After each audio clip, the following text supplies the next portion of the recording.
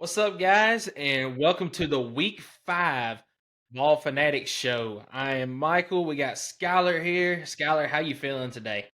Bro, I'm feeling a lot better this Sunday than I did last Sunday. Let me tell you that, man. Coming Story. off a Balls win. That's right. That's right. Story of the week, though. A lot of good games. It was a whole lot of good games, not just in conference, but out of conference as well. That's exactly right, man. And I can't wait to jump straight into the recap. But first, tell the folks who's still in the lead after another week. You are still in the lead, You're but slowly catching up, though. I closed it. It's a one-game gap now, so we'll go ahead and give our records so far for the season. I am sitting at 41-7 after an 8-1 week last week, and Skylar is at 42-11. Yes, Those sir. those that this might be their first time tuning in, you're thinking, well, that doesn't add up. Skylar in week 1 got his upset game of the week correct, got 5 bonus points. So Duke over Clemson, baby. yep. So I have slowly closed the gap, but he is still one game ahead going into this week. And before we jump into it, want to give a big shout out to Kevin Reiner. Absolutely. Friday night at the Cornersville ball game. Those that don't know, I do the PA announcing for the Cornersville Bulldogs, and Kevin is the play-by-play guy on the radio. And halftime of that game, he got me on the radio and was talking to me. Wanted me to let the folks know out there, about our podcast, and gave a brief overview of that podcast. And man, just shout out to Kevin, man. He's gotten the word out there for us on Facebook. He let me on the radio there, so he's all in on us, Skylar. That's right, and we greatly appreciate that. That is awesome. You sent me a text message right after that Friday night. And you're like, "Yo, we just got on the halftime show," and I was like, "That's pretty awesome, man." But Yes, I would also like to give another shout out. I think we should start doing this pretty like weekly. DJ Sumlin, out of Clinton, Tennessee, he shared. He actually had a picture of us on his main screen TV on Saturday morning, almost like a game day. I think it might have been Friday night, but he was watching us right before the week's games, and he shared it on Facebook, and we just greatly appreciate it because the more you guys do, share it out, get us out there publicly, the more we can grow, and the more fun we have doing this. So, big absolutely. shout out. Let's jump right into it. We are going to do a little something different once we post this week. So I had a little bit of feedback from my buddy Adam. He suggested that we go in when we post it and put a Tennessee video separately. So those that just want to watch Tennessee, since we are the Vol Fanatic show, we're going to post the whole clip on YouTube, but also post a separate just Tennessee video on there for those that want to really talk the Vols. So, we always talk the Vols a little bit more than we do everybody else. So let's jump right into it. Let's talk about them Vols, baby. All right. So Tennessee yesterday looked much improved, which they should have against UTSA. And, right off the bat, Joe Milton, 81 yards down the sideline on a read option and was not touched. I forgot exactly how the SEC network broadcaster described it, but they said it was like a water buffalo running away from lions or something like that. From Wolves, but yes, yeah. From Wolves. There you go. Yep, because I mean he outran the defensive backs. I mean he literally, it was a beautiful read. I remember I remember because I do this thing because I'm in the stadium, right? I'm just like early and often, Joe, like early and often, and he pulled that ball when he made that read, and everybody in the stadium thought he handed it off, but I screamed. I was like, "Good read!" And then like he bounced it outside, and like everybody didn't realize Joe still had the ball. And my man took off. I thought he was going to get gassed right about the 20-yard line, but he actually ended up making the score. Beautiful read. He's got to do that more often. I mean, so many times that defensive end crashes down, and it's almost like it's a called and not really a run pass option or a read option. So he hands it off almost every time, which is why it worked right there, is because he pulled it. And that's the Joe Milton that I knew, because he runs really aggressive for the most part, but it's almost like he feels like he's got to be careful with his body. And I mean, I get that staying healthy is key, but I want to see the aggressive, like Joe Milton, 235 frame, six, like he should be running over kids and outrunning them. And he did that in that play. We need to see it more often. It was a great play. Absolutely. And I didn't write this down, but I'm gonna use this same note for Jalen Milroe later. Needs to trust his instincts. I mean, That's right. Joe Milton, he's got the ability to run the ball. He's a really good runner whenever he has the ball. He's just got to trust that and maybe not try to make so many plays down the field. If you can get 5 or 6 yards or even 3 or 4 yards on a run, that's better than having an incomplete pass or risking throwing a turnover. So he's just got to trust his instincts on it and get what he can out of a play. Yep, absolutely. Now it wasn't all sunshine and rainbows, because once again we kind of hit a lull in that third quarter. I mean, it was a perfect game. Besides that third quarter, man, it was so frustrating. I mean, honestly, this game you should have had Nico come in about midway in the third quarter, but for some reason we go 3-and-out like 2 or 3 times, and then they go down and score twice. Not that it was in doubt, but 31-14 at one point in the third quarter, and you're like, what the hell are we doing? Yeah, and I don't want to blame this on it, but Milton did go down towards the end of the first half with a knee injury, and on the TV, man, it looked nasty. I mean, And it looked I was nasty in real life, yeah. yeah, I was surprised that he got back up. So I wonder if that was bothering him some those first couple of possessions. But still, Joe Milton doesn't play defense, That's and right. UTSA just went right down the field on 2 straight possessions and scored on Tennessee. And then it was like, hey guys, this game isn't over yet. We gotta take care of business, and we got to get out of here. And once they finally realized that, like you said, it was never in doubt. But as a Tennessee fan that has seen this team kind of struggle at times this year, it's like, all right, what's going on, guys? We got to fix this. We got to finish it out. Yeah, absolutely. But for 3 of the 4 quarters, we looked like we should have. We cleaned up the mistakes. I mean, what killed us the first 3 weeks, honestly, is pre-snap penalties, getting back to the line, making sure that we're not committing false starts or pass interference plays on those screens, whatnot. I do have a glimpse of hope because I was really mad after the Florida game. Obviously, everybody was. I do feel like we still have some wrinkles of this offense that we are not showing. Now, I'm not going to say it's the whole playbook, but like there was a couple plays yesterday Saturday. Yeah, yesterday. Sorry, I've worked all weekend. It's kind of throwing me up. We did like a shovel pass to Dylan Sampson up the middle for like a 3rd and 13. And, I mean, it ended up being like a 30-yard gainer.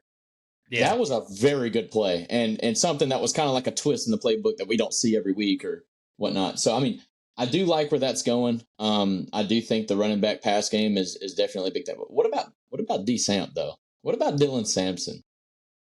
I don't see how you can keep him on the bench after the performances that he has had in the Virginia game and then yesterday, which I understand. Florida, you had a plan for him, but the game just didn't work out where you could get him in there. But man, nothing against Jabari Small because he's a very good running back. He is a very good athlete, but man, Dylan Sampson, in my opinion, is RB2. It's still Jalen Wright. And Yes. speaking of Jalen Wright, some injury concerns. He didn't return to that game, whether it's because he Ah, was hurt or whether they didn't want him to risk getting hurt worse than he was. And yeah. there's other guys out there that are the same way. I know John Campbell Jr. was one of them. Tyler Barron got hurt. Now he did come back in, but some numerous Ramel starters got Keyton. hurt. Yeah, Ramel Keaton. Yep. So I don't know if there's any concern there, or they just didn't want to risk them getting hurt further. But man, Dylan Sampson, there's no way that you can keep him off the field, in my opinion. Just the versatility that he has in the offense, in the pass game, in the rush game, all of it. And his pass blocking has really, really improved, which is Yes. what kept him out of some games last year. That's right. But I think it's much more simpler than that. I just think they didn't need Jalen Wright. So, after the first half, obviously you're feeding the hot hand. Dylan Sampson was running it. I mean, dude averaged 12.6 yards a carry. I mean, he had 11 attempts for 139 yards, 2 tutties, and that's not even including what he did on the receiving end. I'm pretty sure I'm not seeing it here, but I know he caught it. I know he caught several passes, but uh, I think it's so nice to know, which it's honestly even more puzzling why he didn't play against Florida. But it is nice to know that you do have a steed of running backs, 1, 2, 3 down the list. That I agree with you. I think D Samp's a clear number 2. I still like Jalen Wright as RB1. He's just more physical, and he's never usually tackled by the first or second guy. I mean, he seems to play ping pong off the linebackers when he's running Yeah. through the gap. But at the end of the day, D Samp finds the end zone, and that's important. I mean, the dude has 6 touchdowns in the 2 games that he played in, maybe 3 games, I don't know. but he finds the end zone, and that's key, and that's going to help Joe Milton in the long run. But I want to talk about Joe Milton. There's a lot of haters. I kind of jumped off the bandwagon last week because he pissed me off, as he did a lot of people. He played decent yesterday, and I'm not talking about the running game. All right, he threw the ball pretty well down the field. He only made about 2 or 3 throws that were like real head scratchers. One that comes to mind is the 5 to 6 yard overthrow on the deep post route to Squirrel, and then also he threw it kind of behind Squirrel on a skinny post, but Squirrel really didn't look back until the camera pinned on him. So I think that could have been a completion of Squirrel's looking back, but like being at the game, Squirrel was running dead straight, almost as if he didn't really expect that throw. And then the TV kind of made it look bad because I went back and watched it, and TV made it look bad because they pinned on Squirrel after he turned around, so it kind of looked like that Joe Milton just threw it really bad. But what are your thoughts on it? I felt like he looked really good yesterday. Like you said, there was a few throws that were kind of head scratchers.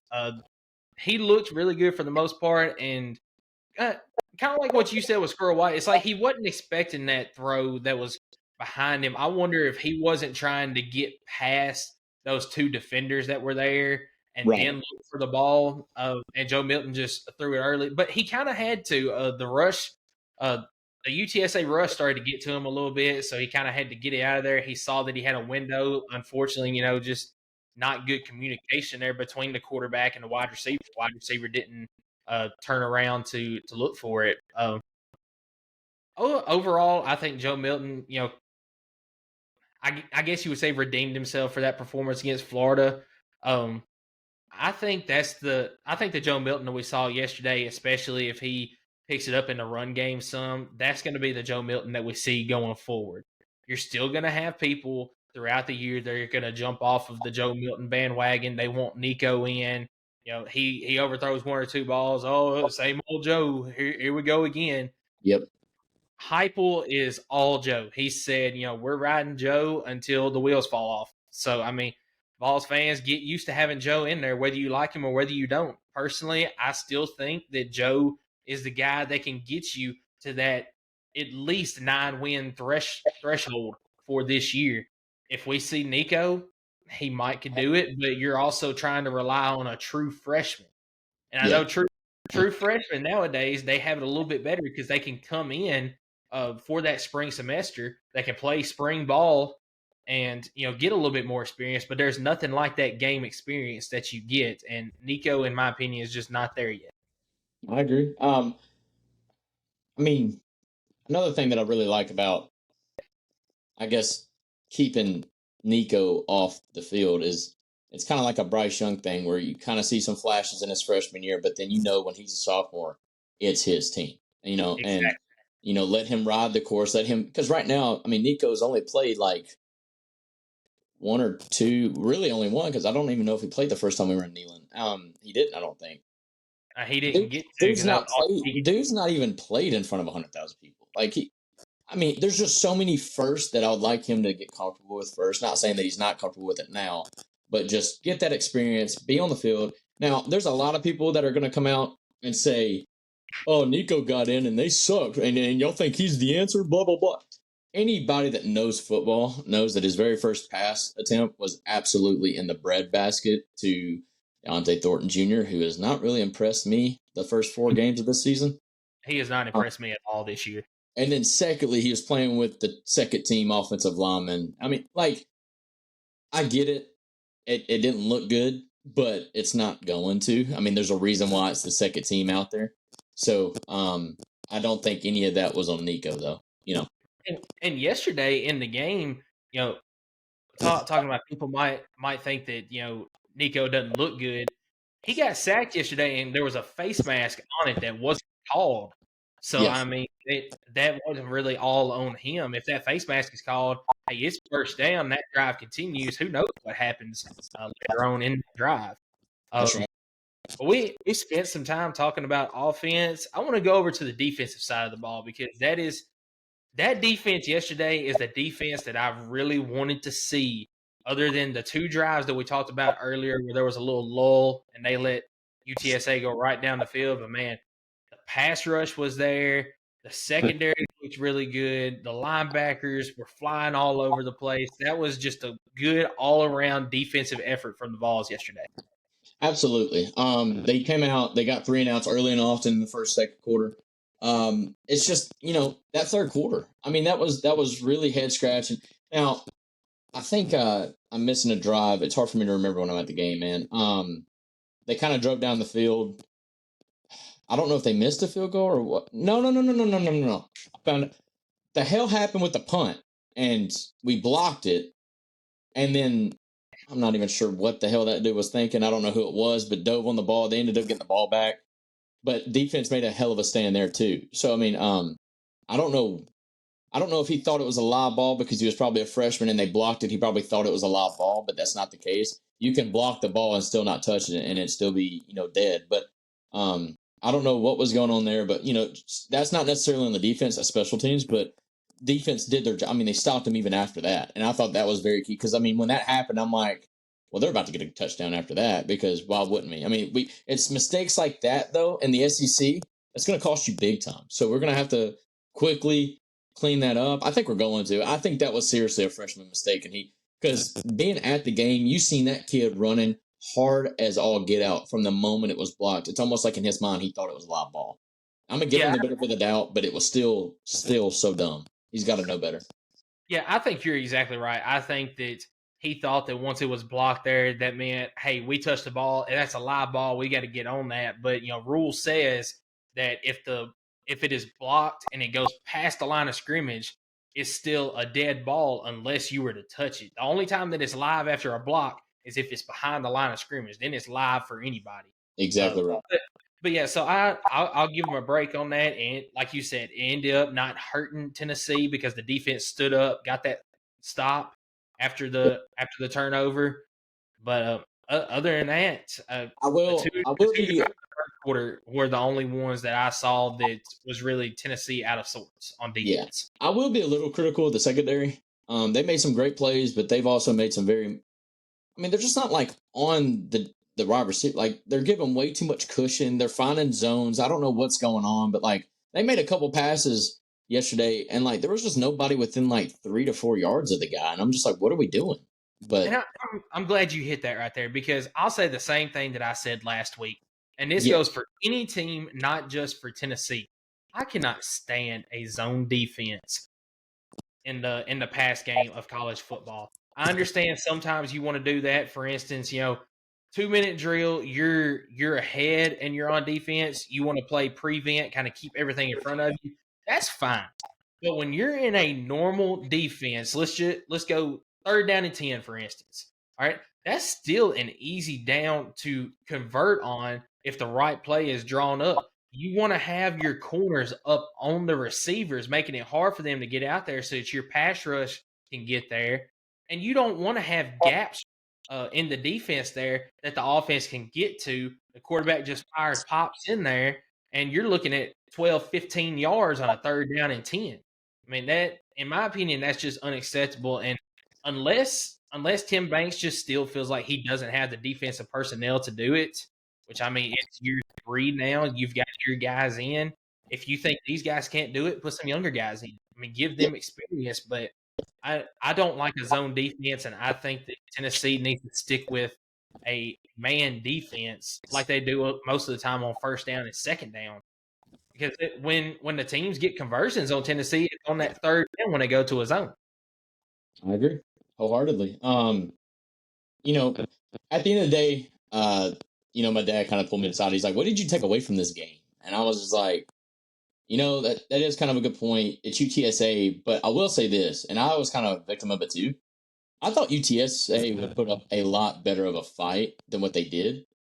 But that doesn't mean we can change our mind and say, oh, well, it was UTSA. Like, that's not how it works. And I know a lot of fans are doing that. All right. We did exactly what we needed to do besides the 3rd quarter. We went in there, like, handled it immediately from the very freaking opening play. All right. Well, I think we put up 14 points a quarter other than the 3rd quarter. No. So we went 14 and 17 in the 1st and 2nd, and then 14 in the 4th. I mean, that's pretty efficient. We just can't have that low in the 3rd. So We went in there, took care of business. We absolutely looked like the better team. Um, I said what I can take away from it, and this is not including UTSA.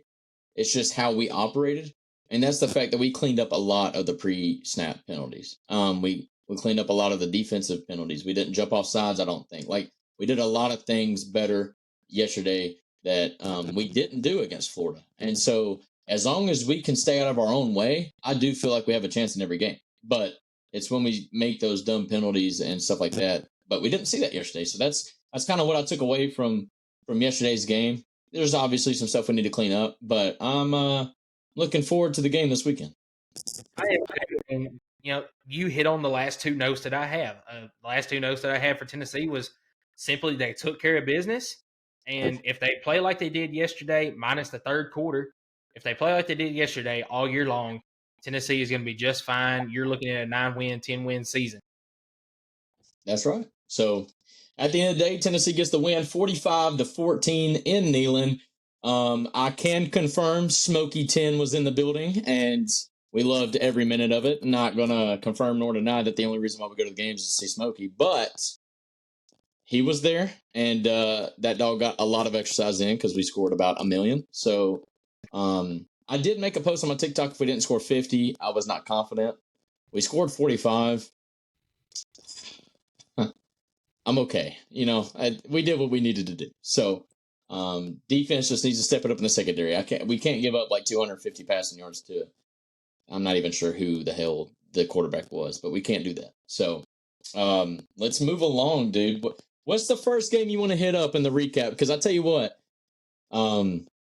it was a very fun weekend to watch some football. It was, and let's just hit the first game of the day yesterday. Auburn and Texas A&M. This game was tight there for a little bit in the first half, and it was really interesting. I mean, just a defensive battle throughout that first half, and then the second half, Texas A&M finally kind of asserted their dominance a little bit, and ended up winning the game. But I do have a question for you.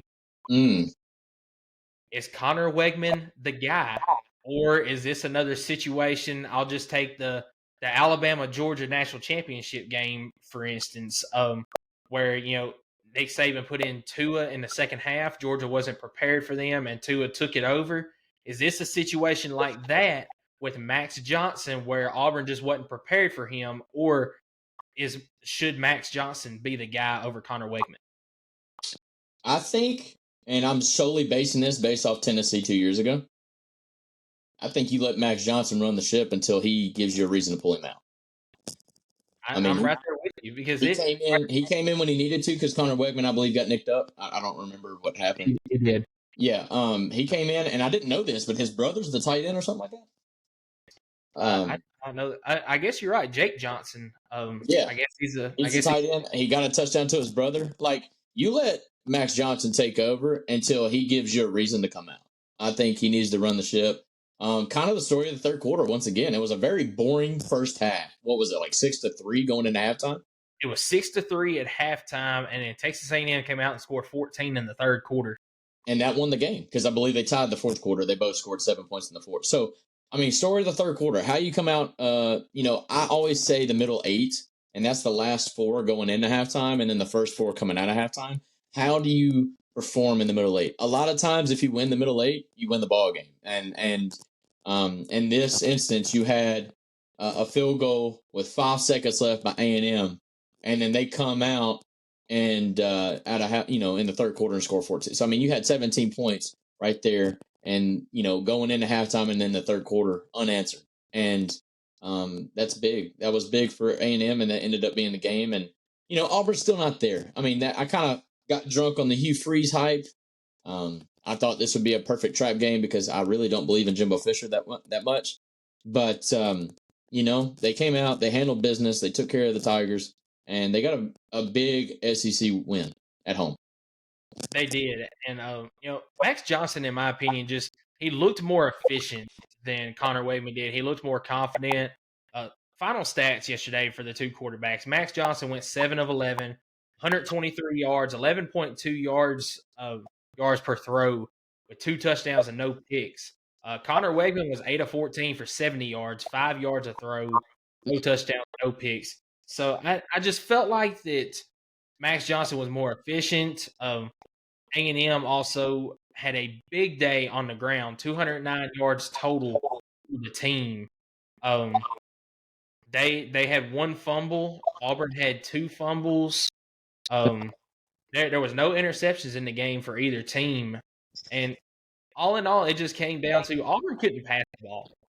Whether that be Peyton Thorne wasn't confident or he really just didn't look very good yesterday. Didn't look comfortable in the pocket. Um, that's what it came down to was just Auburn couldn't pass the ball, and A&M was able to load up and kind of hinder the rush attack a little bit. Auburn still rushed for 144 yards. Yeah, but that's all they could do. I mean, their quarterbacks went for 44 yards, 8 yards, and 4 yards.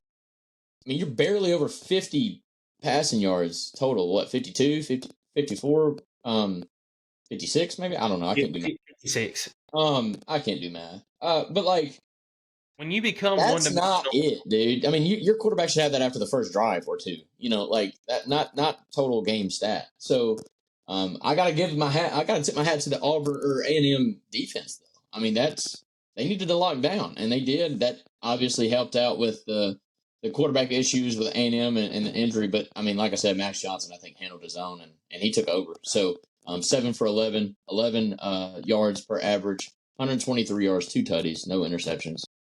Yeah, when you become one-dimensional, especially in the SEC, you're not going to have success, and that's exactly what happened to Auburn yesterday. Auburn, I think, is going to be fine here in a couple of years. You give Hugh Freeze a couple of years, he's going to be fine in the SEC, but this year is not their year, and A&M needed that win yesterday going into the SEC slate for this week because they've got another big game coming up this week that we'll get to at the end of the show. That's exactly right. Let's move along to what I thought could have been a sneaky good game, but Kentucky ended up handling their own as they got a big win at Vanderbilt in Nashville, Tennessee, with a score of 45-28. And what did you think about this one? I felt like Devin Leary handled his own, but I didn't really feel like he took over. But I do think there's some defensive questions with Kentucky, but they came out very strong in the first half, and I think that kind of sealed the game immediately. Well, they came out strong, but not necessarily on the offensive side of the ball. I mean, they had a pick six right off the bat. Yeah, they had a pick six. Ended up having 2 pick sixes on the day. I missed the second one. Nice. Yeah, it was actually the same player. Got 2 pick sixes. Yeah, I see that. Maxwell Hairston. Yeah, Maxwell Hairston had 2 of them. My man had 80 yards receiving on the defense. Yeah.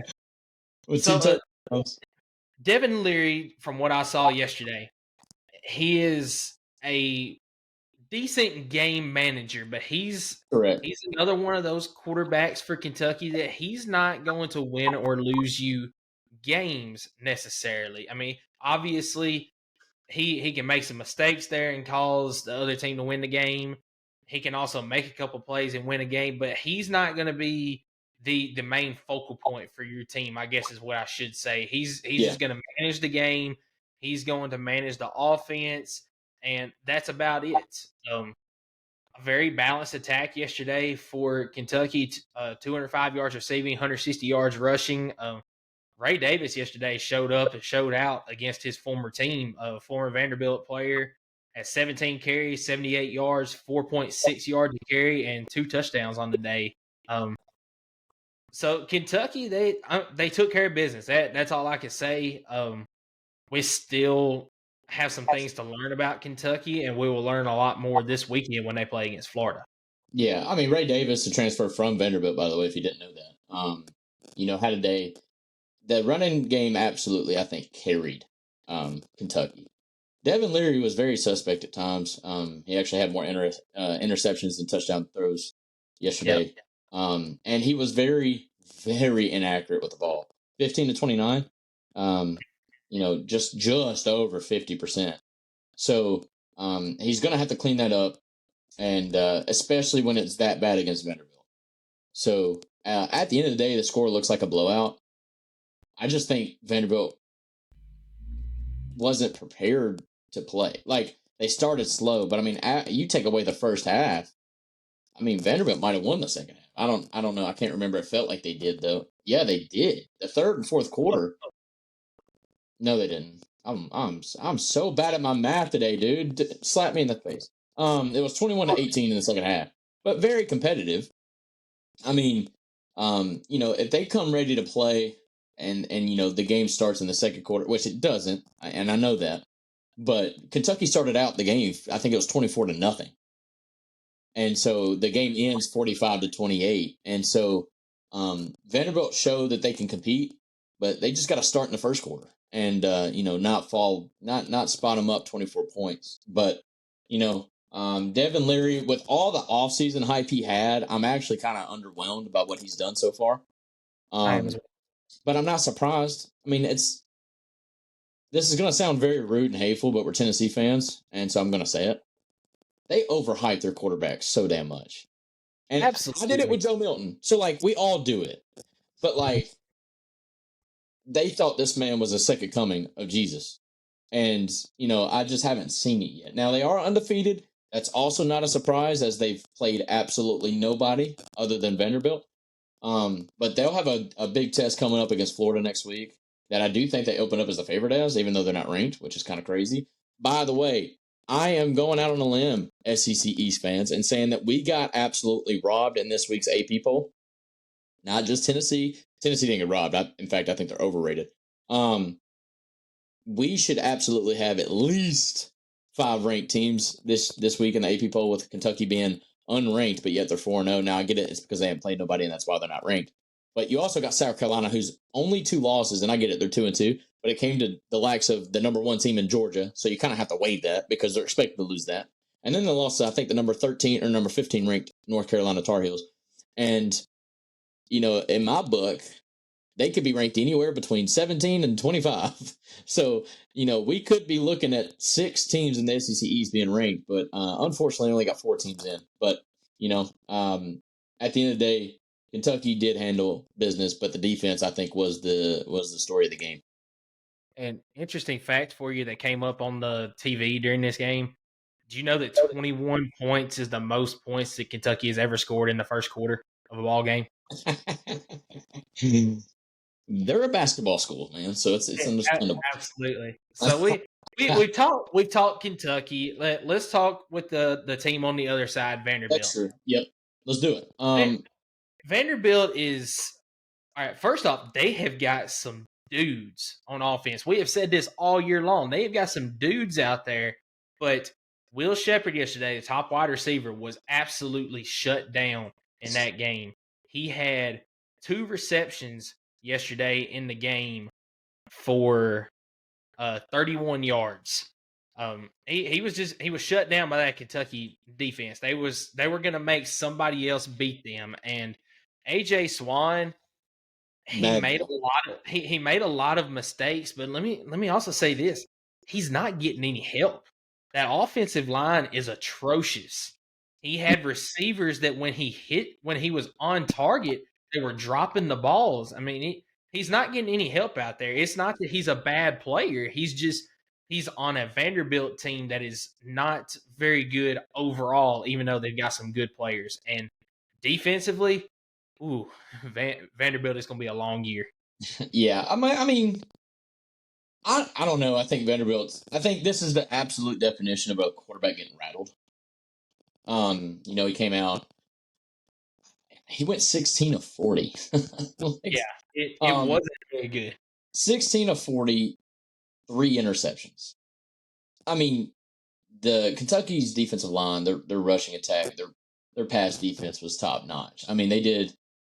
They shut him down. I mean, because we've seen AJ Swan. Man's thrown, I think, had 5 total touchdowns in 2 different games already this year. I mean, the man can score. I just think early and often, whatever happened, the reads wasn't there. His guys weren't getting open. He didn't have a lot of time. And after that, he just lost confidence. And I think, it happens sometimes, but I think they can regroup. I don't think that's Vanderbilt's offense. I just think Kentucky had a really good game plan on the defensive side. But you know, rushing game wasn't there. I don't even think they didn't even have close to 100 yards rushing in total. But like you mentioned, because of the quarterback's efficiency, they didn't really have a wide receiver or anything like that really pop off. I think everybody had 2 or 3 catches on the team, including the tight ends. And they all went between 20 to 50 yards. Like nobody really had a great game, but that's just a credit to Kentucky's defense once again. Vanderbilt's gonna have to clean it up, and they've shown that they can move the ball. I mean, they did it against Wake Forest. So I'm not. Well, they did it yesterday against Kentucky. They moved the ball in that second half, especially, and Yeah. right. You just take away the first quarter of that game yesterday, and Vanderbilt wins the ball game. They scored. See, Vanderbilt scored. They scored 10 in the second. It was They win by 1, don't they? Yeah, we'll just take away the first quarter. 10-3. Vanderbilt's up. After that, it is 13-10. Vanderbilt at the end of the third quarter, and then Vanderbilt scored 15. Kentucky scored 14. Oh, they won by. Yeah, they won by 4. They win by 4 if you take away the first quarter of the ball game. Yeah, that's what I was telling you is Vanderbilt just started slow. I mean, that's all it was. I think they can compete. It's just you can't spot a team 24 points start the game. So, their schedule only gets harder, so it's kind of tough for them to kind of rebound from this. But they're gonna have to figure out something, or they're looking at a very long season. So, let's talk about the next game in line, and was very hyped up to be the game of the week, and you outright predicted Ole Miss to beat Bama. I was a little bit smarter than that, but they came up a little bit short, 24-10. I did pick them to be my upset pick of the week, but at the end of the day, I just know, at the end of the day, a dad's gonna be a dad, and Bama was Bama, and Nick Saban owns Lane Kiffin, and he showed it.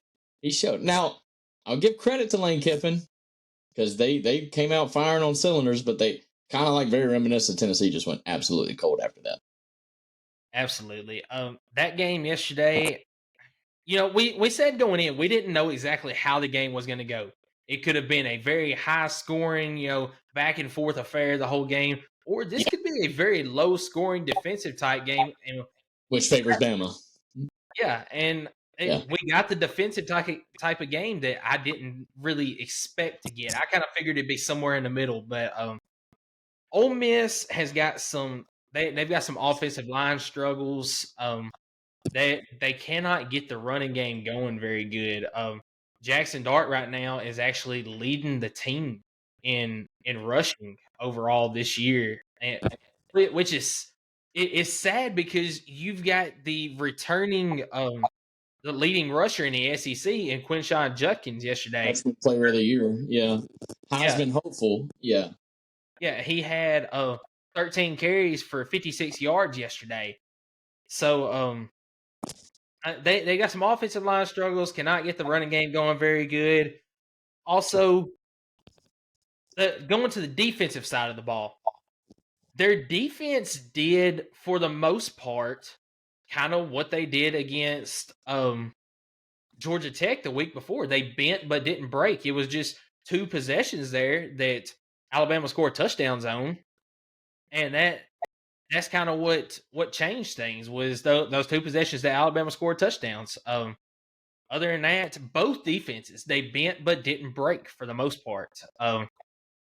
So Ole Miss is going to be fine this year as long as their defense keeps doing that, but their offense just has to pick some things up. Yeah, I agree. It's so weird because Bama fans are probably worse than Tennessee fans, and the fact that they were like, especially first, second quarter. Oh, Milroe's terrible. Oh, he's trash. Oh, we just don't have a quarterback this year. And I turn on the game, and what does he do? He throws like, I don't know, a 40-yard touchdown and gets absolutely walloped when he let go of that ball. But man, it was such a beauty. Like, man delivered the pass, and that showed me right there. I'm like, that's the leader of your team. Like, well, let me say this. Those Alabama fans that are saying that Milroe is not the guy and all that, they're not the true Bama fans. They're the bandwagoners because every true Alabama fan that I've talked to, my brother-in-law, for instance, he is a huge Alabama fan. He said, there's no question Milroe is the guy, and he is. I mean, this is his team, and he's going to make some mistakes, but he's still our best chance to win. Yeah, and I don't know. Like I said, this just didn't favor Ole Miss because I mentioned not that the at all. only way this ends up being like an Ole Miss or a Lane Kiffin type of game is if it's a shootout, and it never became that. I mean, it truly felt like the first team, which I know this is going to be very contradicting because Ole Miss scored the first touchdown, but it was kind of like the first team that scored the touchdown to take the lead was going to win the game. And once Ole Miss took the lead, that's exactly what, or once Alabama took the lead, that's exactly what happened. Well, to your point there, not necessarily the first team that scored a touchdown, but the first team to score was going to win the game. And Alabama kicked a field goal to go up first. That is true. You're right. Ole Miss did come back and they took the lead, but after that, it was Alabama, Alabama, Alabama. Yep.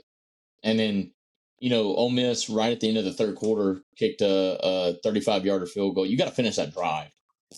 But they kicked the field goal to get within a touchdown. But then Alabama does what Alabama does, and that's put away the game in the fourth quarter. Something they couldn't do against Texas, but I do feel like Texas is a better team than a lot of people give them credit for. Once again, I kind of put them. I didn't put them on upset alert because that wasn't my pick, but I did think that Baylor was going to give them a fight, and no, not at all. Like Texas took it to them from the very opening kickoff. So, Ole Miss, a little bit probably overhyped because of the lack of competition in the first couple of weeks, but especially with LSU and Bama going down to tougher competition, Ole Miss kind of seen that window of like, hey, this is it, like this is our chance. But then smack back to reality, and you're back to being the third or fourth best team in the West. So, gonna have to figure out how to do it now. Lane Kiffin, I'm not sure what's going on now. He's got like this weird relationship where he just keeps talking about how it's the end because of the whole no divisions thing. He thinks he's not going to play Nick Saban again, which makes me wonder, no matter how this season goes, does Nick Saban retire within a year or two? Because why would he be talking about that so publicly if he didn't know something? That's a very good question. I honestly have to ponder on that for a little bit because no matter what happens, like even if I think he retires the moment he wins the next championship. So if it's this year, I think he retires on it. But now if they don't make it this year, does he stay or does he still go? I hate talking about it because I know it's going to be over when he says it's over. But the fact that Lane Kiffin has said it multiple times, like, oh, I'm going to miss these matchups or whatever he says, it's quoted and plastered all over the media. Why is he so open about that? And it, with you saying that, it could be taken one of two ways. It could be taken a way that you're saying, maybe Nick Saban is getting ready to retire. It could be, Alabama and Ole Miss will not play every year. We know that. It could be, I was going to say every other year or once every 3 years. Or, and this is a really hot take, is Lane Kiffin getting ready to leave? He's already stated how unhappy he is with a lot of things in Ole Miss as far as, having to beg fans to come to the game, trying to get different things going on in the stadium to try to get people there. He can only, in my opinion, the ceiling for Ole Miss football team is 10-2. And he has hit his head on that ceiling for the last 2 years. I know last year he was 7-5, but he's hit that ceiling already. Is there any way that he can get any higher there at Ole Miss? And my answer is going to be no. So if a job does come available, does Lane Kiffin leave? Yeah, I never thought about that.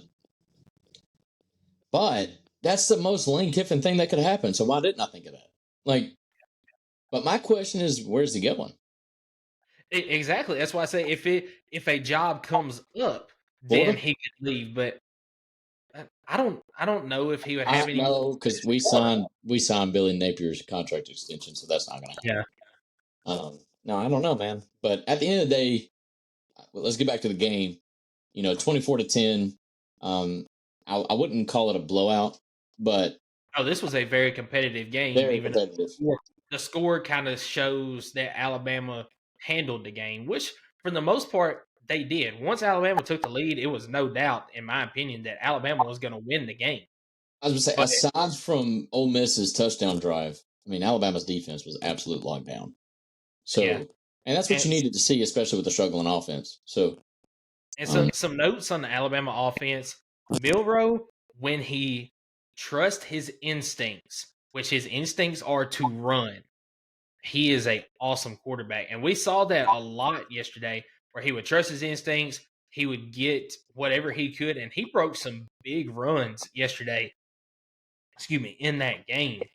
yeah, And along with that, whenever Milroe did pass the ball downfield, his offensive line looked a whole lot better than it has in weeks past, especially that Texas game. I mean, the pass pro yesterday was really, really good. And if he gets that all year, Alabama's going to be just fine. And I think they're going to be just fine anyway, just because you've got the greatest coach of all time, as your head coach. that's right. That's right. But you ready to move this thing along to the next one? Let's move along to the next one because this was another very, very interesting game. I couldn't look away from this game. We have Arkansas and LSU, and if you don't mind, I'm going to take the lead on this one because this How game about you take the literally. lead then? I guess I don't mind whatsoever. You go right ahead. You know what? I'm just gonna sit back and I'm gonna admire everything you're about to say. Let's hear it. Well, I appreciate that. So, this game was literally I'm going to throw a punch and you're going to throw a punch, and we're just going to see who's going to come out in the end because the beginning of this ball game, it was let's see. Arkansas went up 3-0. Both defenses looked really, really strong starting off. And then I forget, I think it was in the second quarter, but LSU threw a pick. Jaden Daniels threw an interception. And then the very next play, here comes KJ Jefferson. He throws an interception.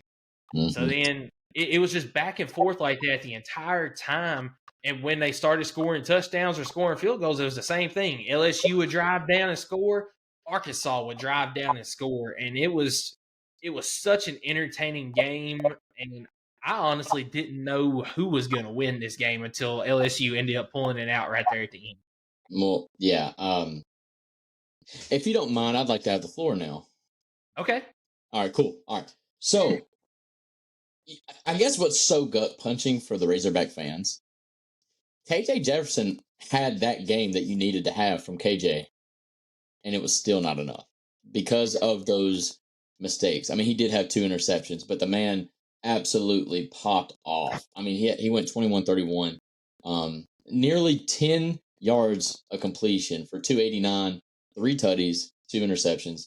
That's the story, man. If he doesn't turn the ball over, the Razorbacks find a way to win this game. But I was watching this game in the Chili's bar area after the game because we went to go eat and we wanted to eat somewhere with a bar. We had this game on. We had Notre Dame, Ohio State, and then we also had the Mississippi State, South Carolina game that we'll talk about here in a little bit.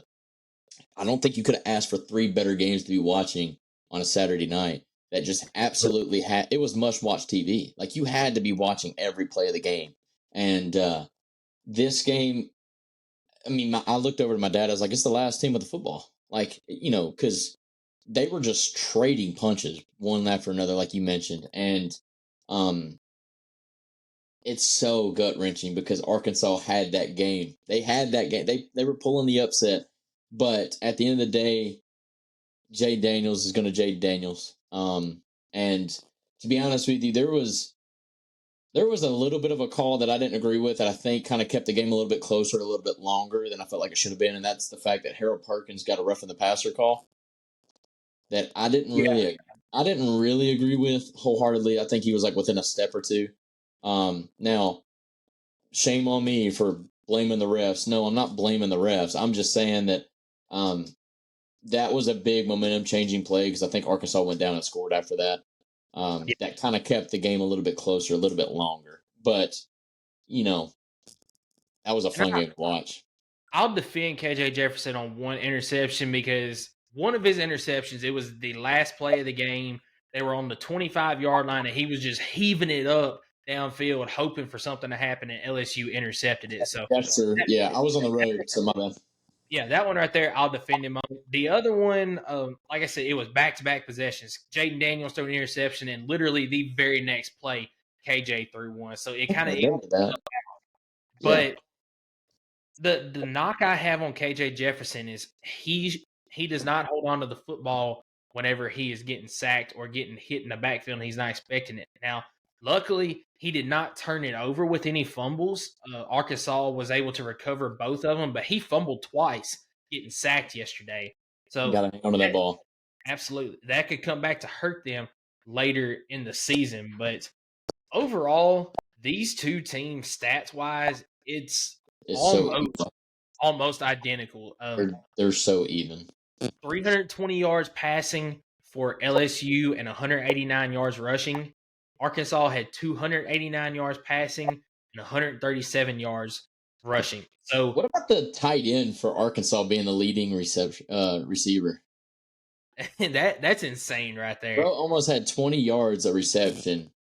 On 6 catches, he went 116 yards and 2 tutties. That's pretty wild, my guy. It's very wild. And I'll say this on a positive to Arkansas is I think they're finally finding their identity without Rocket Sanders because I need to find an injury report just to see how serious that knee injury is for him because I don't know when we're going to see him back. And if he's out for an extended period of time, they've got to find guys that are going to take his place. And I think yesterday started the process of, hey, we're finally comfortable without him. We can do this without Rocket Sanders. Yeah. That, and then on the other side of the ball, you got LSU's, the receivers have finally come out. Like Yes. Malik Neighbors has always been hyped, but he's had his flashes, but it's not been consistent. Yesterday's game is exactly what you would expect from LSU receiving core, and that you had 2 receivers go over 130 yards. Both of those guys had 2 tutties with Malik Neighbors and Thomas Jr. I don't know if I think his first name is Brandon or something. I don't know, but Brian, thank you. That's what you need to have. I mean, you need to have those two, kind of like Justin Jefferson and Jamar Chase. That receiving core is so talented, and you finally got to see it. I mean, nobody else really did anything as far as receiving the ball. You know, the tight end had a couple of catches, but other than that, you got the coming out party for the duo of the receivers for LSU, and they kind of took over the game. And the big thing that I loved from LSU yesterday was they finally got that rushing attack going. It wasn't just Jaden Daniels. You had Logan Diggs yesterday go for 14 carries and 97 yards. He had almost 7 yards of rush. And then Josh Williams had 1 rush, but he broke it off for 41 yards. Yeah. Jaden Daniels still had 36 yards rushing yesterday, so you still had him. But overall, you had a balanced attack rushing yesterday from LSU, and that's exactly what they need going forward if they're going to continue to have success. That's right. But great game. LSU at the end of the day got it done.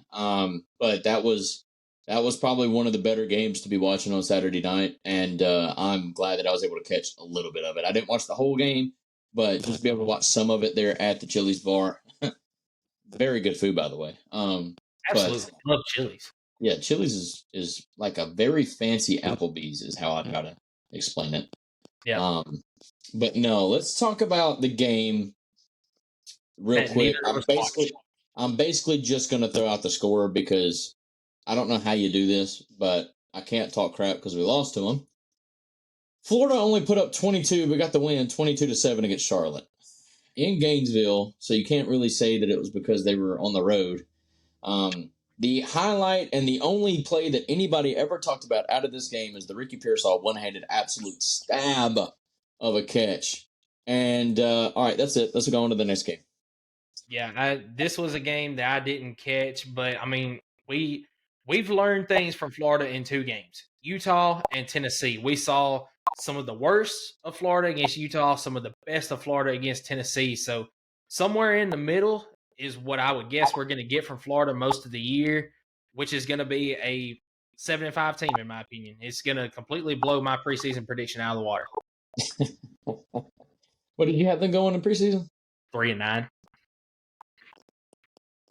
Damn. I think you had them going 4-8 though. I mean, that's a whole ass game better, but I mean, I'll say three this. and nine is. So you basically Part thought Billy Napier was going to get fired? I did. Okay, I did either that or he was going to get one more season but get fired after the first couple of games next year.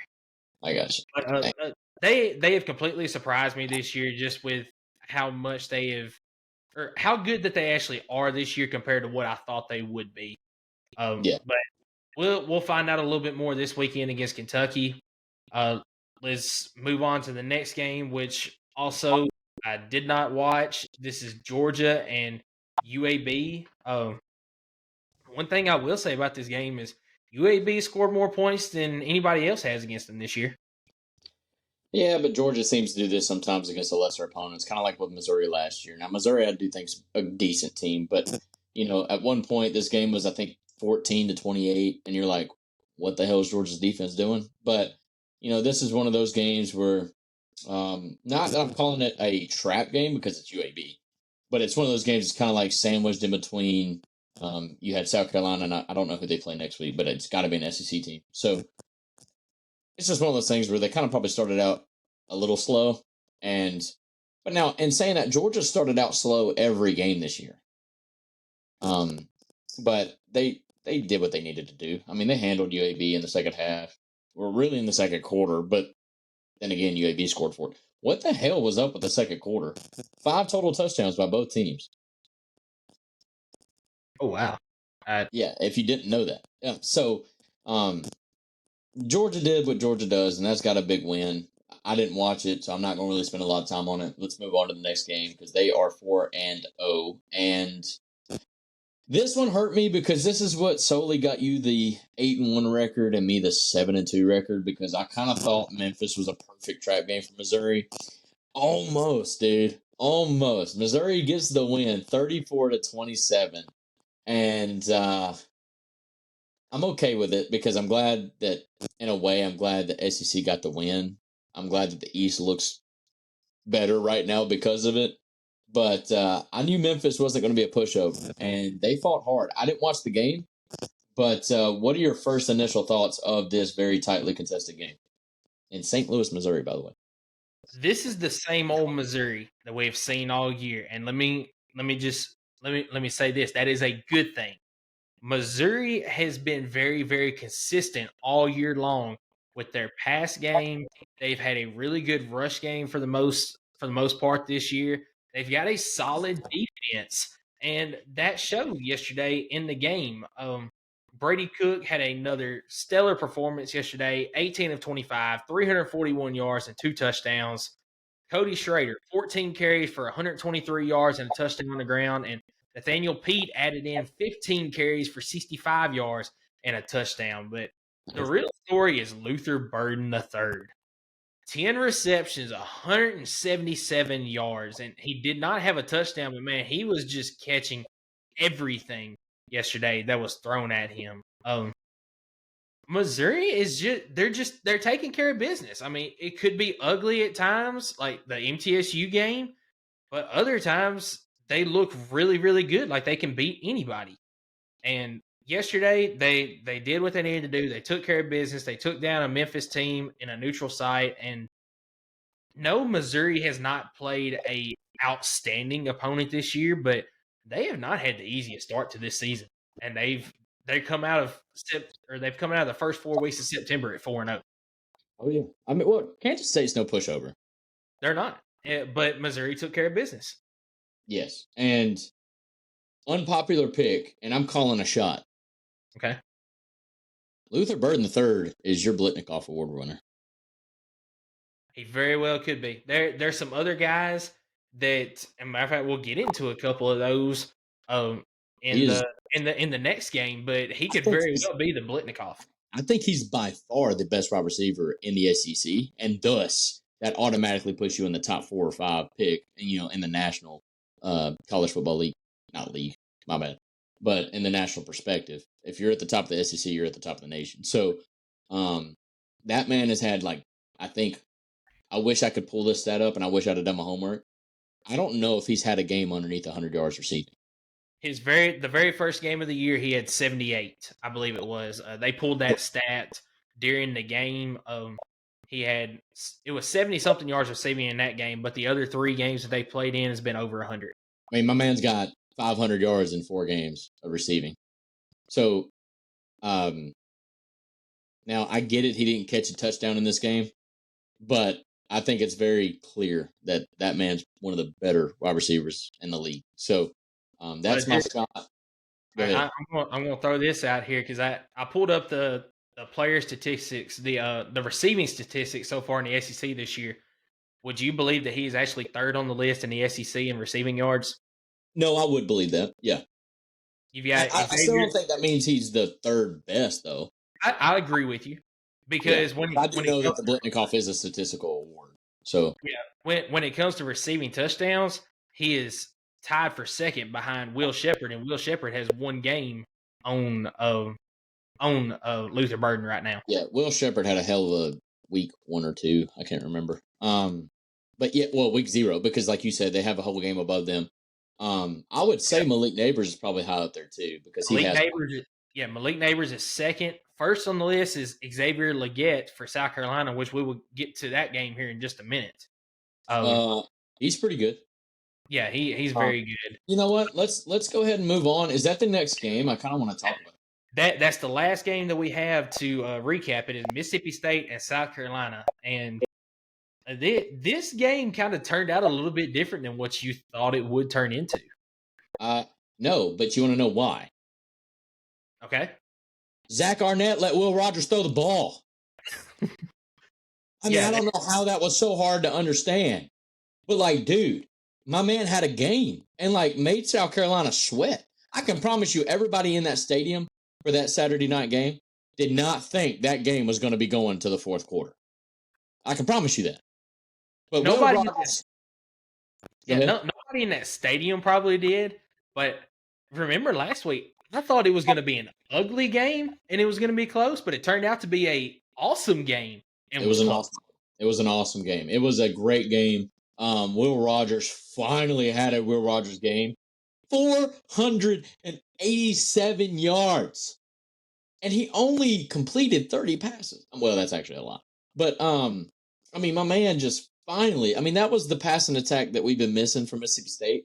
Now, they tried to run the ball. Unfortunately, it wasn't there. Like, it wasn't even close. But they went one-dimensional. They went one-dimensional, but Will Rogers is good enough that that's okay. I just don't know why they've been trying to force this running game. But it wasn't. But the fact that they kept trying that run game opened up the pass game. So I'll give them that. A lot of play action pass worked for Mississippi State. He would play action pass, the read, whatever, and he would kind of take another 2-step drop and just throw like a deep shot. And it was a beautiful ball. Like Will Rogers, I'm telling you, he's one of the better quarterbacks in the league. It's just he's overshadowed by the logo, the brand, the team. And I hate that because I know he loves that team, but because he's on that team, he's not going to get – he will still get drafted. I just don't think he's going to be near as high as he should. Right. But let's talk about the winning team. And we'll talk about South Carolina. And you might know this, you might not, but you know that Spencer Rattler did not have an incompletion until the 4th quarter. I was just about to say, let's talk about the most accurate passer in the SEC. And he could have very well been perfect on the day. The pass in the end zone, that was kind of questionable, but it was really, really good defense. Spencer Rattler put it where his receiver could get it, but it was great defense by the Mississippi State defender. The other incompletion, that was just a drop. It was right in the hands of his receiver, and he just dropped it. You know what's very encouraging for South Carolina fans and very discouraging for us? What's that? One, Rattler's making plays. Okay, one. Yeah. 2, they did all of this without Juice Wells. Yeah, you're completely and totally right on that. They still look like an unstoppable offense without Juice Wells. And that scares me. That scares me a lot. But it does. And one thing that helped South Carolina yesterday is their running game still struggles overall, but they rushed for 144 yards yesterday, and Well, that's they forced it. They had their number one running back had 26 attempts. he did. But what really opened it up was the 8 carries for 43 yards that Spencer Rattler had. He had a couple of long runs. Like his longest of the day was 28 yards. That was me referring to the fact that he was making plays. Like he played ball. Like he played. That's something that I wish Joe Milton would do is take off the play call. Like if the play breaks down, go make a play. Go play backyard ball. Go run. Go do something. Make something happen. And Spencer did that. And that's what he's going to have to do the rest of the year. I will say it right now. If he does that against us, we will lose the game. And because we are trash with a scrambling quarterback. So if he's a pocket passer and we can eliminate the run, we have a chance. But if he sits back, has a day, and we don't get pressure on him, and he runs for 100 yards and then throws for another 250, Tennessee fans are going to be in for a long day. But that's a very nice win for South Carolina. I think that was a closer win than they expected. I knew that this game was going to be close because it's 2023 football season. But that was also a fun game to watch. I know you were watching that one. Yeah. Would you believe that the many years that Will Rogers has been in the shoot, I can't remember his name now. I feel so bad doing that. Mike Leach? Mike Leach. Yeah, The many years that he was in the Mike Leach offense, yeah. Yesterday was his career high in passing yards. Oh yeah, I agree. Yeah, Like 487 passing yards that's a lot. Yeah, it is a whole lot. But Mississippi State, if they keep doing what they did yesterday throughout the rest of the season, they might win a game or two here and there that they probably shouldn't. I agree with that. Kind of like an Arkansas slip up, or maybe an Ole Miss slip up. Yeah, absolutely. I mean, we talked before we got on. There's 3 teams in the SEC that we think they're bottom of the conference regardless, and we kind of had a disagreement on this. I originally said that those 3 teams, or 2 of the teams, Vanderbilt is Vanderbilt, but Auburn and Mississippi State are the bottom 2 teams of the conference in the West. But I made the statement they could still beat anybody. And then I had to retract that and say, I don't think they can beat, say, Georgia or Alabama, or I'll even add in LSU to that one. But anybody else, they could slip up and get a win in the conference. And I said Mississippi State could easily beat Ole Miss because anything can happen in that Egg Bowl. I was going to say the Egg Bowl. It's a robbery. So yeah, Auburn could come out and knock off a Texas A&M. They didn't yesterday just because of the tight game that it turned into. But if you play that game 10 times, I think Auburn could win a matchup out of that. Yeah. And I would say Auburn could also do that. I would also, not necessarily this year, maybe not, but I'm still going to give them the benefit of the doubt. It's the Iron Bowl, dude. And one thing that Hugh Freeze has shown me, he can beat Nick Saban. And Auburn can beat Alabama. And so, I would even go and venture to say that may be a true statement. The fact that Auburn, I don't know where that game's played this year. I'm not really worried about it. It's the last week of the season. But, I think you're right. I mean, for the most part. But because we're on that, and before we get into our picks, because I'm gonna put the spotlight on you. Okay. The best division in the SEC right now is. You've taught me into the East, man. Yes, sir.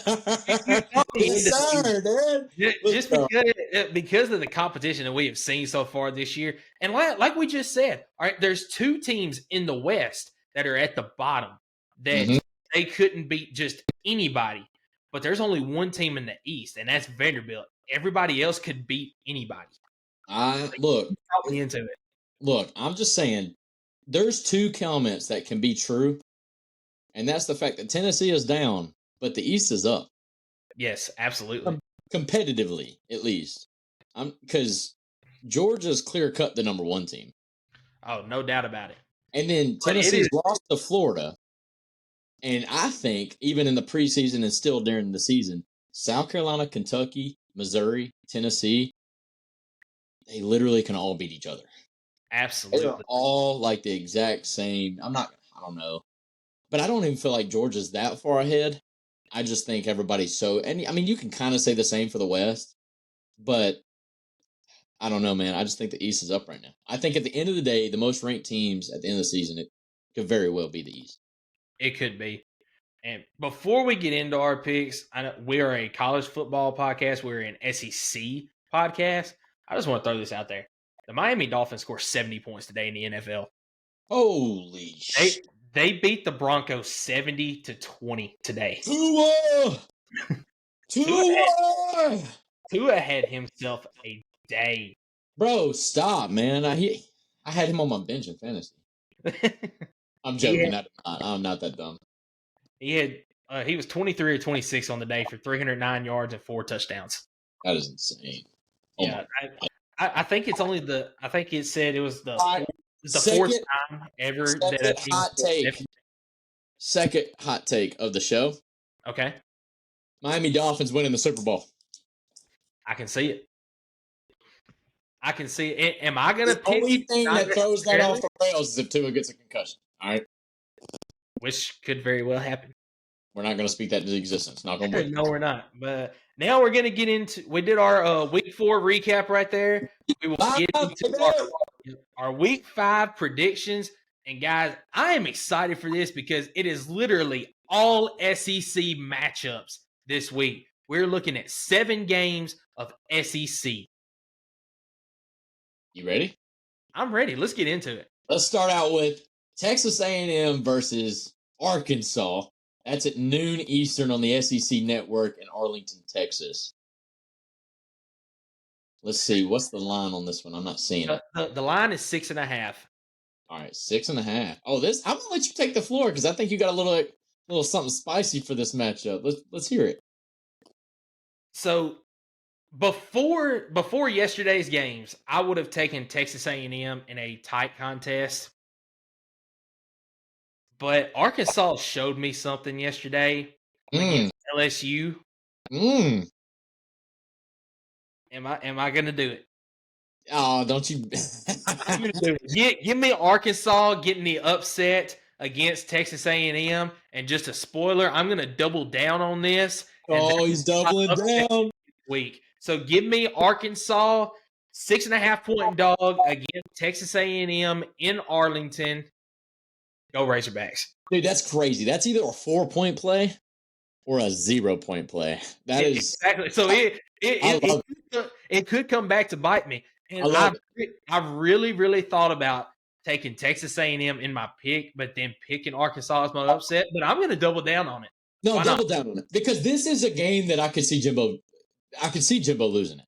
You know, you got a big win last week, and instead of capitalizing on it and keeping that momentum going forward, I still have that I call it battered Vols syndrome. I always doubt the Tennessee Vols, even when I don't, just because I've seen it so often. I kind of had that same feeling with Jimbo, where I mean he went 5-7 last year with the number 2 ranked roster in college football. Yep. Can he capitalize on it? Can Max Johnson keep the starting role and have a game against Arkansas? Now, one thing I will say, KJ Jefferson looked good, so if he can keep that consistency up, I think you're right on, dude. I think Arkansas can absolutely pull. I mean, I guess it's an upset. Is this neutral site? Texas A&M is in College Station. Yeah, it's neutral site. Is being played at AT&T Stadium. SEC, what are we doing? Get this. Stop, dude. I like the environment of home fields.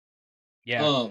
But in this game right here, Arkansas could go one of 2 ways. Either they could be really hyped up, saying, you know, we should have never lost that LSU game. We're going to go in and beat Texas A&M, or they could be down on themselves and be like, man, we really should have won that game last week and have a letdown game this week. So that's the thing. Yeah, they can't let that loss to LSU beat them twice, to your point. So I do agree with that.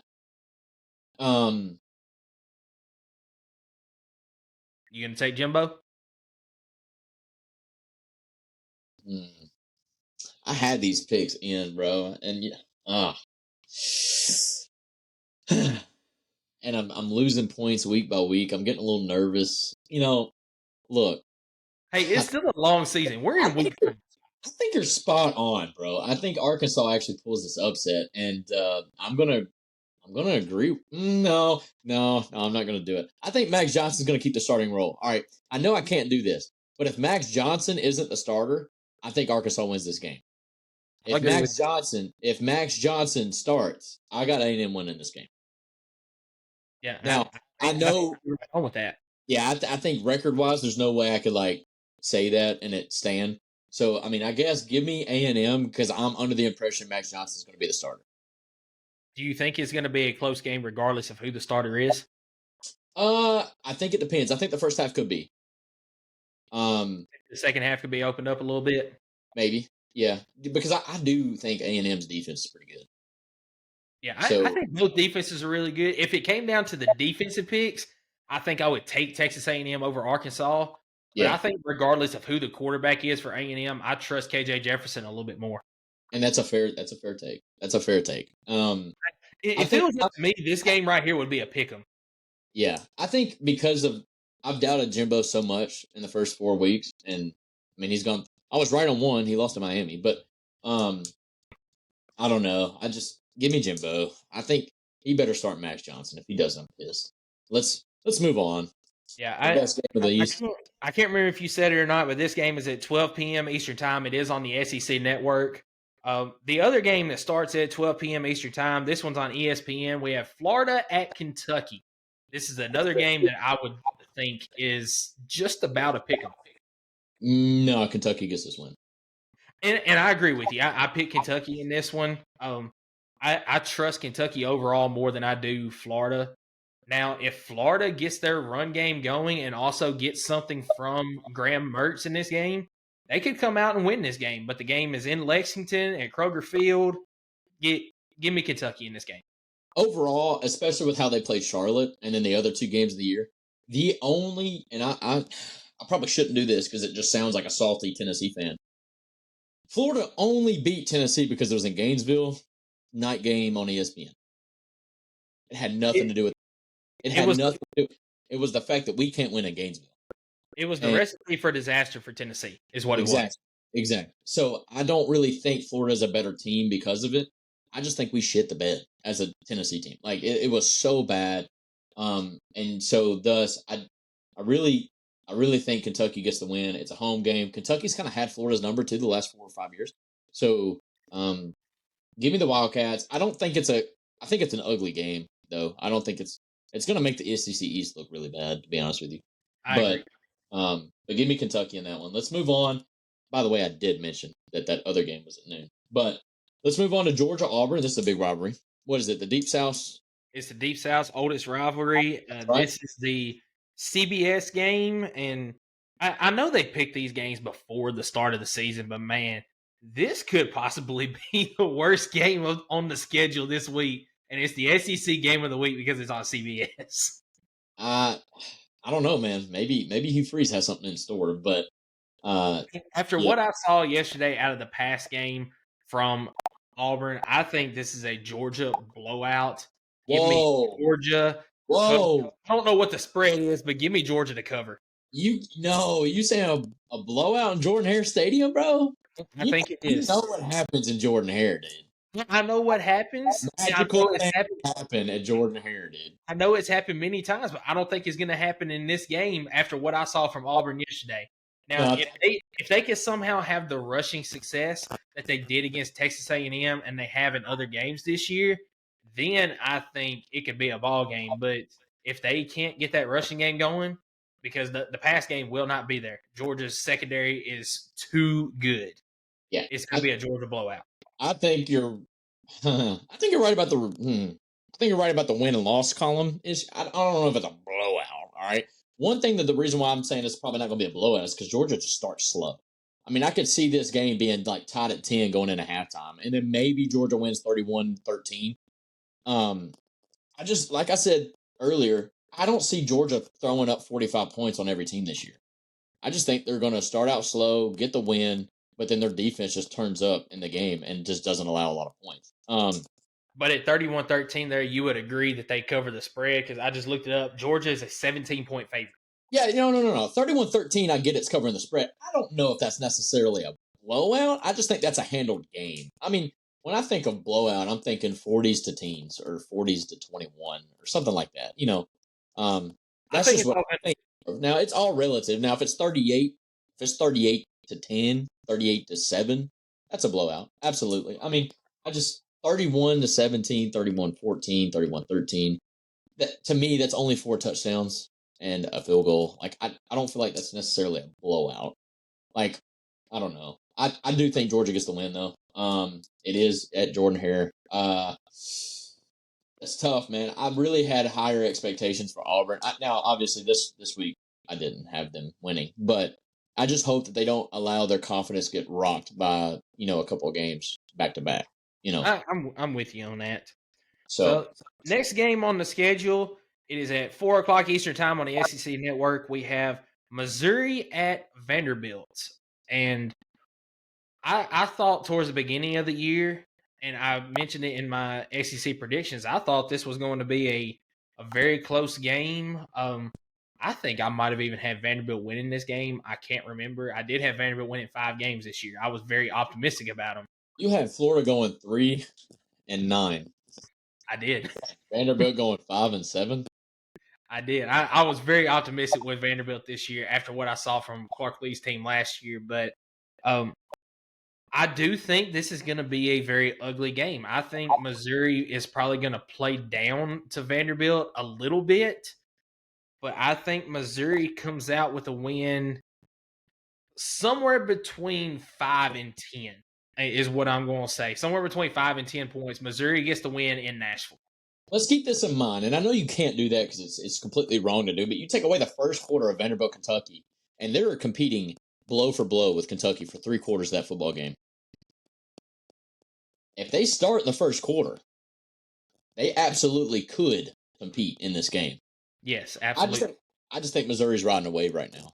I think they did exactly what I needed to see them do, and that's bounce back from a big win where they stormed the field and emotions are high and crazy. And what do? They go out and beat Missouri. Yep. I really thought Memphis was going to go out there and slip up, but I might have said beat Missouri. My bad. Missouri went out and beat Memphis, and that absolutely was kind of like a gotcha game where you were still riding the wave of last week. But I like Missouri in this game. Vanderbilt, I think, is a little rattled, and I'm gonna need them to get back on track before I can kind of jump back on the train.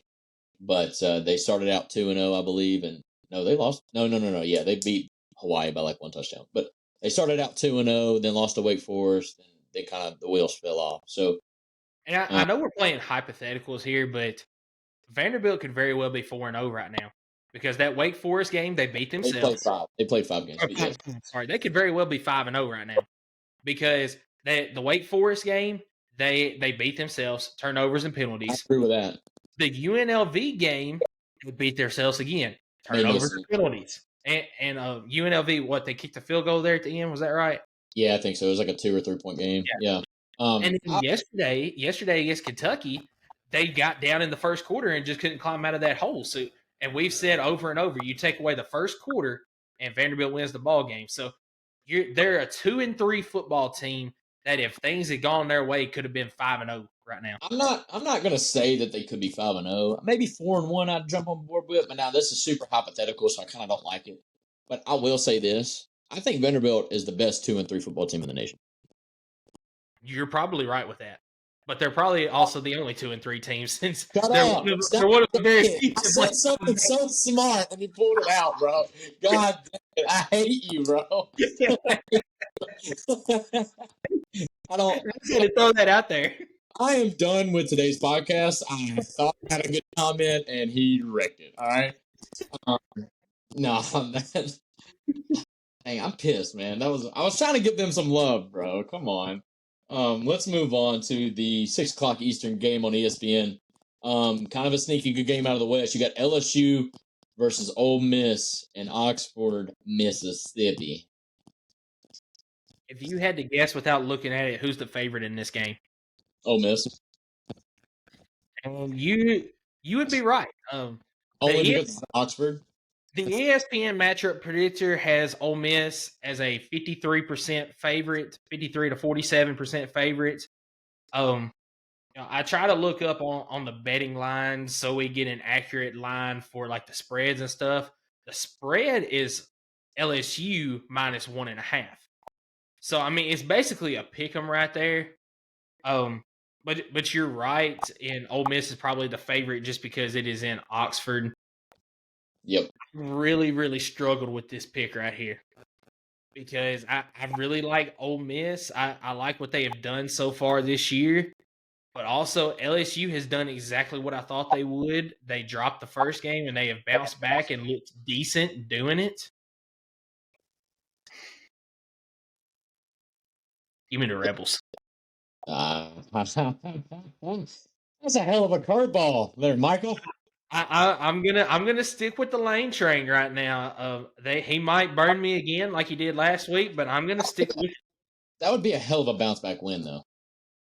it. Would because this is a very tough 2-game stretch for Ole Miss. I mean, you play without a doubt the top 2 teams in the West in back-to-back weeks. Yeah, I think you can get a bounce back win in this game.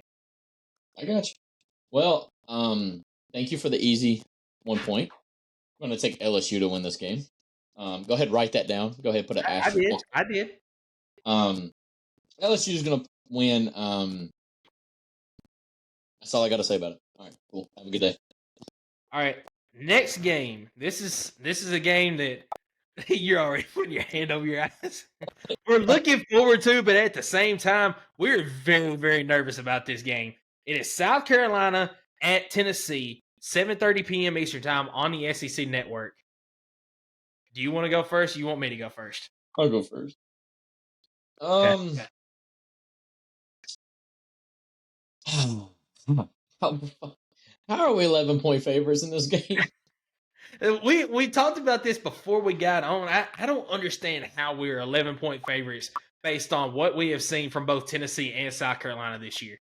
Vegas, I don't know how hard it is to understand, but Tennessee fans want you to hate us. Okay, stop, dude. This is not what we wanted. Okay, you want to know why I really have doubts? Let's hear it. Is it Spencer Rattler? No, I'm okay. When I have doubts, it's because I have doubts in my own team. I don't really point it on the other team. I think it was in the third quarter. Joe Milton comes out, and we run our offense, right? We throw it sideline to sideline, and for some reason, the only time we throw it down the field is when it's a go route. He made a throw to the sideline to start a drive, and it was almost pick six, like the easiest pick six in the nation. And it, luckily he threw it so damn hard and high that the defender couldn't necessarily bring it down. But it's stuff like that where I know if a UTSA team that's really bad knows exactly what play you're running every play to the point to where they can jump it that easily. Imagine what just an average SEC East defense or SEC defense would do when you come out on the first drive and you're going to either fake that run and throw it straight to the sideline, and guess who's going to be there to blow it up? A really good SEC defender. Like, yeah. I'm taking the Vols to win, baby, because look, you can't go 11-1 without starting 3-1. So, give me the Vols by, I'm not saying by 50, but we better get revenge on that game last year because we lost a whole lot more than the damn football game. So, Absolutely. I want the Vols to win big, but Spencer Rattler is the most accurate quarterback in the SEC, and we make a lot of mistakes ourselves. So, not confident in this pick at all. In fact, we'll get to it later, but I got a surprise pick, and I'm not happy about it. But, yeah. What are your thoughts? So, statistically, Spencer Rattler is the number 2 most accurate passer. I don't really count number 1 is Graham Mertz. I don't know how he is the number 2, but Spencer Rattler is passing for 74% on the season. This is such a close matchup overall. You've got two offensive lines that aren't great. The offensive line for South Carolina has struggled this year. You've got two passing games that are decent overall. I would put South Carolina's passing game over Tennessee's right now. You've got two defenses that are very good against the run and are very questionable against the pass. I give South Carolina a slight advantage in the pass game. I give Tennessee a big advantage in the run game. I agree. I agree with that. Special teams, that I give it to South Carolina because, Beamer ball is a real thing, unfortunately. I slightly disagree with that, but they are smart enough to not kick it to our guys. So, and then we also made a mistake last week. No, never mind. I agree with you. All in all, this is Neyland at night. Give me Tennessee close. Very close. This is a close ball game. I'm saying it could be 3 points, and I'm going to have a heart attack if it is, but I think it is somewhere between a field goal and a touchdown game when it comes down to it. And ladies and gentlemen, we are a Vol podcast, and that is with the orange sunglasses on. Let's go, baby. I mean, we're ball fans, but I mean, we've got to look at this as a football, I guess, analyst, you would say. And when it comes down to it, I mean, this is a much closer ball game than it should be. I agree. Well, I don't know if it's really that it should be. I think South Carolina's a better football team. I'm going to say this. I'm going to say this, and you can't trump it. Okay. South Carolina's the best 2-2 football team in America. I'll agree with that. I also don't know. And they're not the only one. All right. I was going to say Arkansas is a 2-2 team, but I would put South Carolina over Arkansas right now. I think you're correct in that statement based on competition and how they have looked doing it. I mean, Spencer Rattler scares me, and that is something that I would not have said last year. I didn't say last year going into the ball game, but that. All right, we talk about coaches all the time. Tennessee giving coaches contract extensions. Look at what we did to Spencer Rattler. He goes off for 6 touchdowns last year, and he has done nothing but be absolutely amazing ever since that game, statistic-wise. Yep, he's going to be a second-round pick now. Fringe first round, maybe.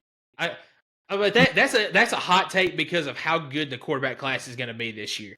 Yeah, that is true. But no, so we both agree Tennessee's going to win. Yes, they're going to get 3 wins. I think I'm never been more happy that a game's at home than this one. I agree, because if it would have been in Columbia like it was last year, I'm going to go ahead and tell you, I would take South Carolina to win this game. Especially night game. Yeah. Yeah. Do we go dark mode this week? I haven't heard for sure, but if we're going to go dark mode, this will be. I was going to say they usually don't tease they usually don't. If it's an alternate uniform, they tease it around Monday, Tuesday. But if it's like a usual uniform, they kind of tease it Thursday. But I didn't know if you kind of thought they should do it. I think they should. It's Neyland at night. You're not guaranteed another night game, big night game. You did it against Kentucky last year. South Carolina, I would say, is equivalent.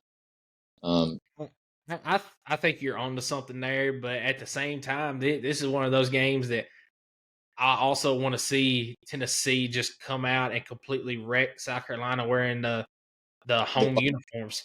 Save the dark unis for Georgia. Save the dark unis. Maybe do this one a checkerboard. Checker dealer. I agree. All right, cool. I mean, we can talk like fans. It's fine. Yeah. Last game on the schedule. A very late game for some reason. It's a ESPN doubleheader with the night games with the 6 o'clock, and then you got the 9 o'clock cap with Alabama versus Mississippi State. Alabama doesn't trip here. Alabama doesn't trip here, do they? No. I was going to say I'm not even going to go into this game a whole lot. Alabama takes care of business. Oh, I agree. Yeah, I agree. Alabama gets the win. Let's move on because this show has been a little bit long. Upset pick of the week. I am once again going to shout out my company, Restoration One, because I was at work today. Also, side note, we were the small business of the month for the Oak Ridge Chamber of Commerce, so I thought that was pretty cool. There you go. Also, for the Anderson County Chamber of Commerce, because we do a lot of chamber work, we're doing a raffle. We're giving away a car. All right. and anybody can win this thing. I've got the QR code posted up on my Facebook, so if you're listening, follow me on Facebook. Go buy a ticket or 3. It's one ticket for $50, or it's 3 for $100, and it's literally a chance to win a 2024 Chevy Trax. There's limited tickets. Do yourself a favor, get some tickets pretty quick. But without further ado, yeah, I want you to say it again before I say mine, please. All right. I need some time to think about it. So my pick for this week, I am taking Arkansas plus 6.5 against Texas A&M. The thing I like about this game is it is a neutral site game. You don't have home field advantage for either team. Although if it was a home field advantage, I would give it to A&M because it is in Arlington, Texas, probably a closer trip than Fayetteville, Arkansas. Yeah. But give me the Razorbacks plus 6.5 to win outright against Texas A&M. I also want to give a little side game here. Of course, I can't pick this one, but I'm going to take Duke plus 5.5 against Notre Dame. Duke is playing at home against Notre Dame. Notre Dame coming off just an absolute heartbreak of a loss last night against Ohio State. That's probably because they don't know that you need to play with 11 guys. So, did you see the interview that Marcus Freeman gave about that? It pissed me off. It pissed me off. And I'm not even a Notre Dame fan. But he was like, well, I didn't have a timeout there. Oh, no, because you just came out of a timeout, you numbnuts. You should have had your team out there. Like, yeah. And it was 2 plays in a row. The final 2 plays of the game, they only had 10 guys on the field. Okay, I didn't know that about the play before, but I knew it about the final play. Yeah, well, the play before was like an incomplete pass, so nobody really talked about it. But yeah, you go back, go watch the replay. It's probably on Facebook if you just scroll for like 2 seconds. Yeah. Literally, they have a side-by-side picture of the clock at 7 seconds and then at 3 seconds. Both times, 10 players on the defense. Makes no sense. But Marcus Freeman, he did own it. He's like, we just got to be better. But like, to make the whole I got no more timeouts comment, I'm like, bro, you literally just called the timeout. You came out of the timeout with 10 players on the field. That can't happen. That can't happen. Yeah. So that's my secondary upset pick. I'm taking Duke plus 5.5 at home against the Fighting Irish. All right. I like it. So I guess it's my turn. It is. It's your turn. My upset pick of the week. I'm ready to hear this. I don't want to say it. I don't want to say it, dude. Oh, you know what I'm doing? I know what you're doing. Tell the folks what you're doing. Taking off the orange hat and the orange glasses, and I said it at the beginning of the show. I don't know how the hell we're 11-point favorites against South Carolina. And no, screw that. Give me Colorado over USC. Give me Colorado over USC. I can't root against my boys. I don't care what's at stake, bro. Colorado's going to shock the world because I watched USC's freaking terrible garbage-ass defense, all right? They allowed Arizona State to march up and down the field both ways, back and forth for 60 minutes, all right? That's not going to fly. Deion is pissed off over what happened against Oregon. He's going to come out blazing. I think USC's been overrated for 17,000 years, all right? Look. Yeah, write that down. Write that down. I'm not picking South Carolina. The fact that all y'all thought that I was picking South Carolina for my upset pick, y'all should go to school. I'm not going to say the other word.